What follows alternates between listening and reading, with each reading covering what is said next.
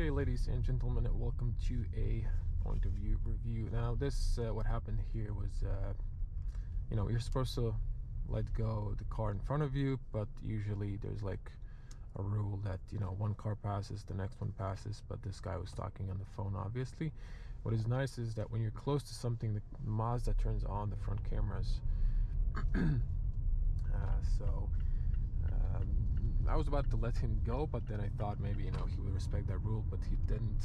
It's like a more unwritten rule, at least that's from my experience in this. Okay, so have to always have in mind pedestrians that don't use the crosswalk. Now CX-5 facelift. I gotta say, every time I come back to Mazda, I'm pleasantly surprised with their first premium quality of the interior and the overall design of the car, and then the emotion in driving and the way this car is driving is really pleasant. We are sitting on 19-inch alloys. They're really comfortable because we have wide tires. Even going through the potholes, uneven parts of the road, speed bumps, it's very comfortable. CX-5 is spacious car, definitely a lot of room front and the rear, very comfortable seats, very comfortable driving position. The car handles excellent on the road. This is the front wheel drive only. The car is heavy though, so it has a lot of mass, so it's not, the back end doesn't stick out. There's a little body leaning and not too much, but I am overall impressed. I had the extra green arrow for those who don't know this traffic light system, and the car is very confident on the road, especially with the Mazda vectoring that they have. Now you're wondering about this naturally aspirated engine. I think this was 2.5 liter, or I forgot, maybe a 2 liter petrol engine. It's a 4-cylinder inline. This car of course has the cylinder deactivation. If I go to the main menu, you can see here there will be information, and then fuel efficiency, or actually let me see, vehicle status monitor. Just get through this traffic here. Actually not this. Now this infotainment is really easy to use. Well, the car ain't that fuel efficient when you're in the city, so let me just get back to this status monitor.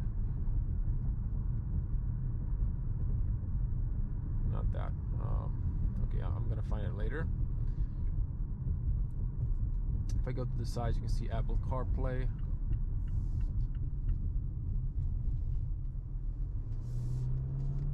Now let me show you Waze here. You can see it's excellent, especially if you go to, like, let me see here. If you go to, yeah, let's go to Waze full screen, and you get this beautiful full screen. Although I would prefer this to be a touchscreen, honestly. If you go to the maps, now the home menu brings you to the home menu, and then you have to go back down here to go back to Mazda screen, which is a bit annoying if you ask me, but there we go. Now I have ventilated seats here. It's quite warm outside, so I'm gonna use those. Hope the fan speed won't ruin the audio. You also have this, the car registers when you're passing the lane, it's gonna put you back. It works nice. Information, fuel efficiency monitor. I think there was supposed to be a second screen that would show you oh, energy flow. Yeah, that's the one I was looking for. So you can see all 4 cylinders are activated. If I let go, it deactivates the cylinders. It's also recuperating. It's this like a mild hybrid now? Yeah. And then if you turn on, you can see 2 cylinders only active. So if you're like really gentle with the throttle, it only uses 2 cylinders, and then if you punch it uses all 4.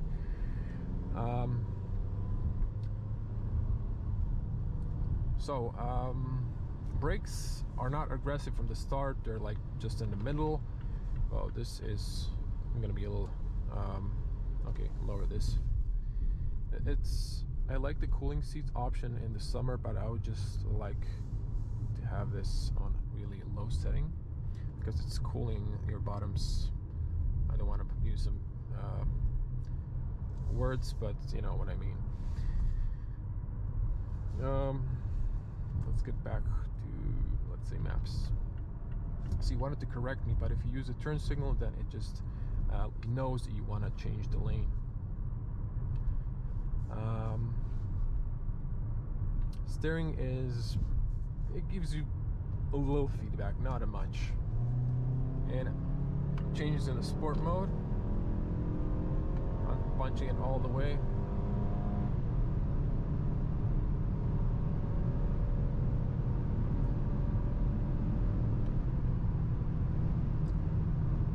Pulls up nicely, 194 horsepower. I would say this is okay for this size of the car. It's a big SUV, but I would definitely go for more horsepowers. In the USA there'll be even more horsepowers. In Europe there's 150 in the diesel option and 184 if you want to go for the diesel. On the petrol it's 164 and 194. It's odd that they didn't round it up to like 200, but it is what it is. This is 100 kilometers per hour. It's nice and moderate wind noise inside the car, up to 130 perhaps.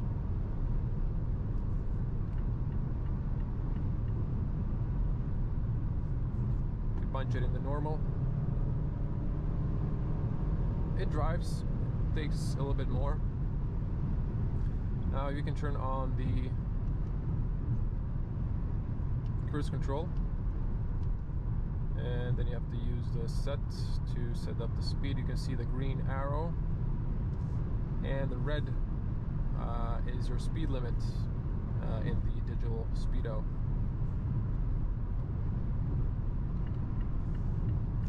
Also keeps distance between you and the front cars. Now my fuel consumption is now going around 8.8. I don't have a time to do a proper consumption test, so this is what we get. You can change the distance here, like your long, medium. It's nicely shown in the heads-up display as well as in the infotainment.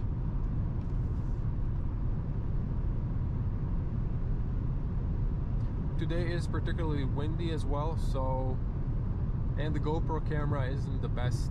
It has like the wind noise cancellation, but sometimes it's counterproductive, just picks up some random noises and amplifies them, so I just have that in mind.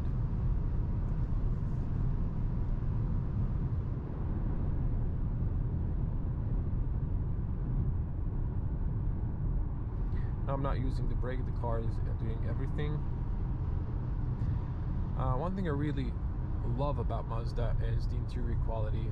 I wish the CX-5 got the slimmer 3-spoke steering wheel from the new Mazda 3 or the CX-30, and this is not touchscreen when you're stationary. It's only operated via the little dials there.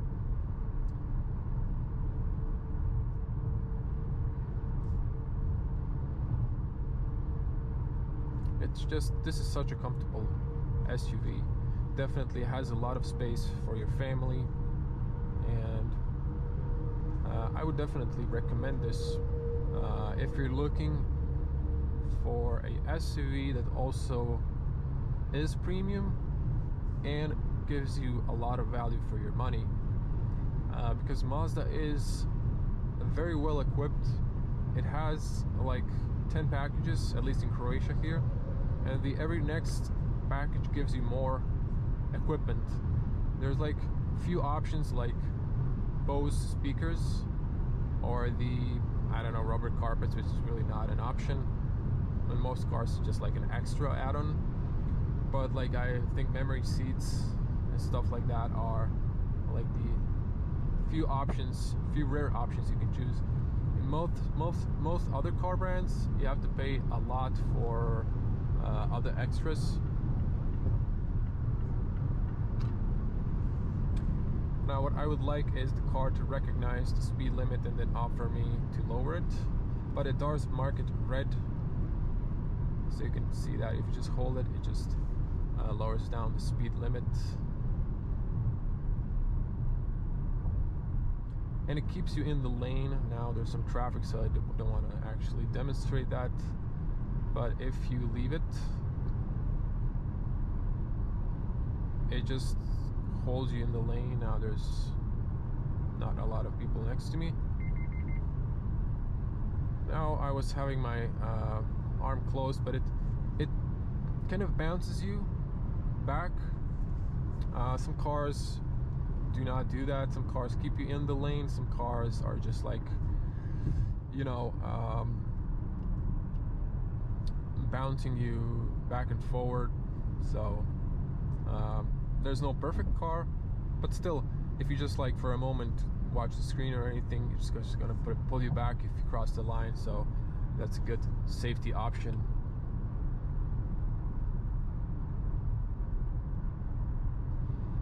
Now I wish I had this car for a night point of view driving and proper consumption test, but I'm limited with the time. We're gonna take it to garage so you can see just a little bit ambience in sort of dark. Unfortunately, one of the things I would like Mazda to have are ambient lights in the interior, just maybe a little subtle color option, but at night. But this is really nice and minimalist. And another thing I really have to, you know, say I really like is the physical controls of the AC. I've mentioned that I wish the screen was a touch screen, but it's not. Okay, we're in sport mode, gonna launch it.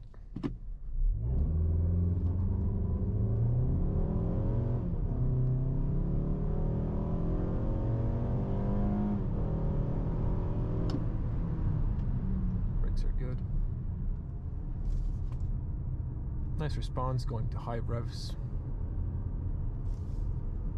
I really have to thank Auto Arbanas dealership. They were working with me. I think we got a lot of views. They're a small salon, but there was some changes in their human resource profiles, I guess. And I made a comment on their electric model. I like to be really transparent in these videos, saying, which wasn't their ad, it was some rent-a-car ad, but I've left a comment. It was more like a joke that they took personally, saying that the their electric version is more on the charging station than on the road trip. This was only like a critic to Mazda not committing fully to electric cars. They didn't add really like decent range. I hope Mazda will do that in the future. I really like Mazda brands. I've never said anything bad about them. I mean, all of my reviews are always very objective, as I can be, and I always just point out the things I think can be improved. I don't talk trash about cars.